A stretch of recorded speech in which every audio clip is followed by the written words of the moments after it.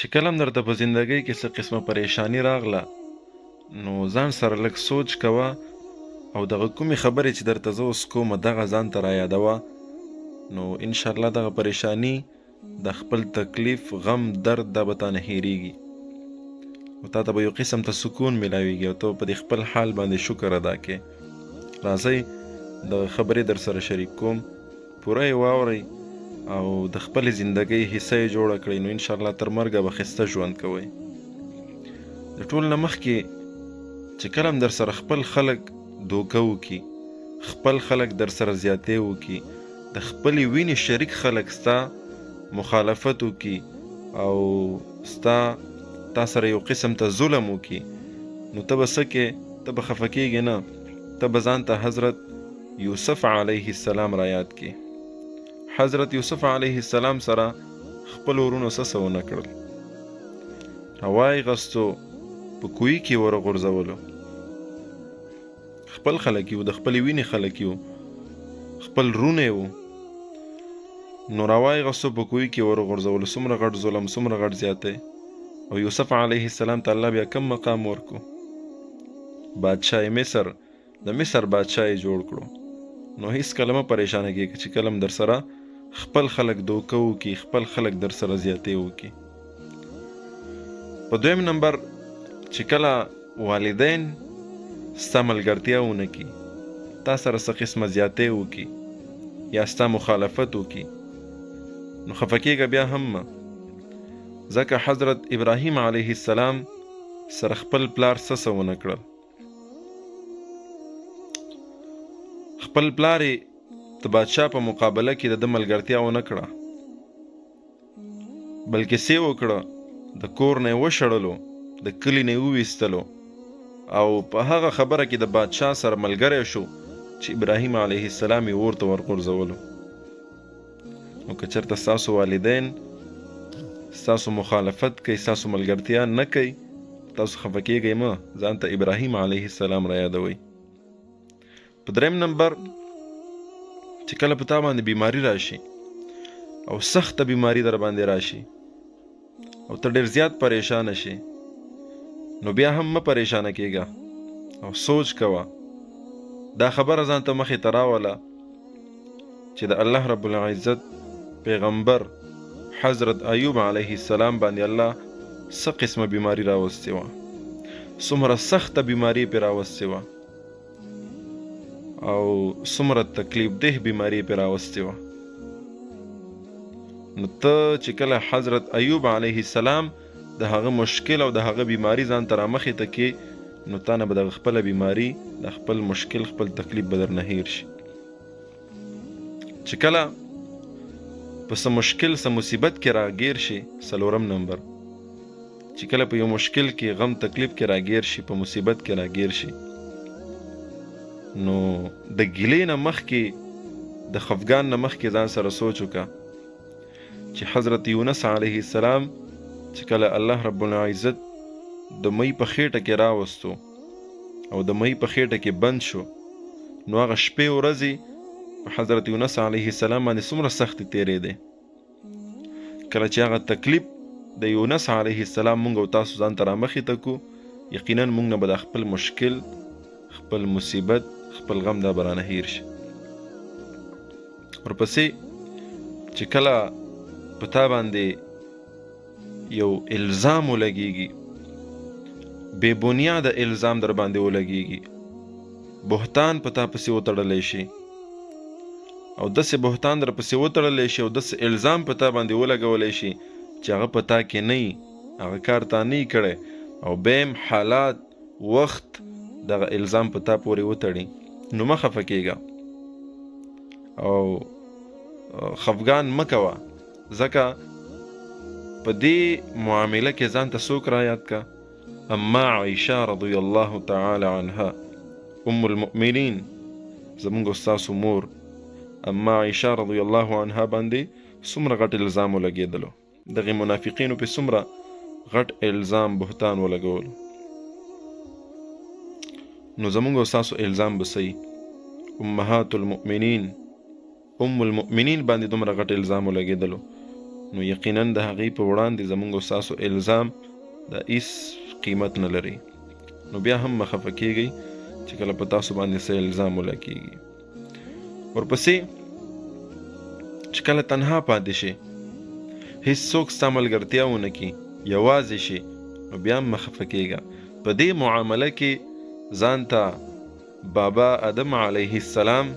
دا را مخې ته که او دا را یاد که چې څنګه الله تنها پیدا کو او بیا یو وخت د تنهایی په بیا راغو چې الله رب العزت کله دې دنیا ته راولېږل، نو د حضرت حوا علیه السلام نه څومره وخت جدا چې دی دا ساتلی و، څومره تنهایی ساتلی و. نو په تنهایی کې مه خفه کیږه، ګیلې مه کوه، ځکه زمونږ او ستاسو نیکه بابا آدم علیه السلام تنها پاتې شوه. په 2 نمبر، کله چې د الله رب العزت کم حکم دا ستا په پویه کې نه راځي، ستا په سمج کې نه راځي، ستا په مازغه نه خلاصیږي، نو په دغه وخت کې مایوسه کیږه مه، خفه کیږه مه. په دغه وخت کې ځان ته د الله رب العزت پیغمبر حضرت نوح علیه السلام دا را یادوه، ځکه نوح علیه السلام ته الله رب العزت حکم وکړو چې کشتۍ جوړه کا. اوس حضرت نوح علیه السلام د الله نه پوښتنه نه کوي چې دا کشتۍ د څه دپاره جوړه کم، دې باندې به زه څه کومه، څه به کیږي، دا پوښتنه نه کوي. بس الله چې کوم حکم وکړو د هغې تعمیل کوي، هغه خبره پوره کوي، هغه حکم پوره کوي. نو بیا ورته الله څنګه نجات ورکو چې کشتۍ جوړه کړه، ورسره نوح علیه السلام، بیا پکې چې کوم د منونکي وو امتیان د الله بندگان هغه پکې وختل، الله ورته نجات ورکړه، د عذاب نه لاړل. چې کله دیم کومه مسله، کوم د الله رب العزت یو حکم په سمج کې نه راتلو، پوهېدې پې نه،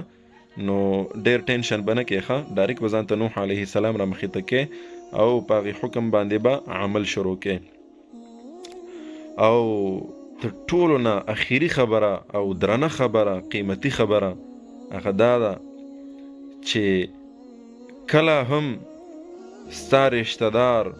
ستا خپل خپلوان دا په تا پسې مسخري وکړي، دا په تا پسې خنداګانې وکړي، دا کلم کله ستا مخالفت وکړي، ستا خپې ووهي، ستا